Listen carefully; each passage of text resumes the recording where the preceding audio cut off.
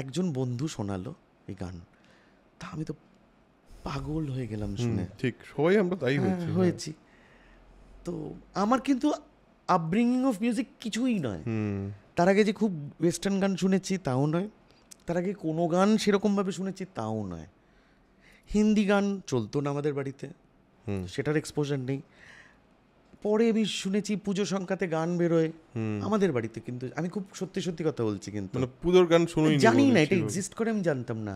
আমাদের কালচার ধরো মানে আমার পারিবারিক কালচারের মধ্যে পুজো সংক্রার গান ডিডন্ট এক্সিস্ট। সো আমার কোনো কিছুই শোনা ছিল না, বুঝতে পেরেছ?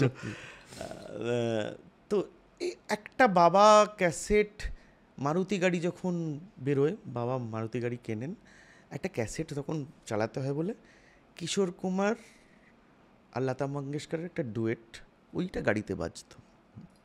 ওইটুকুন মানে একটা কি দুটো ক্যাসেট ছিল আমার মনে আছে। তো সেইটুকুন যেটুকুন আমার শোনা,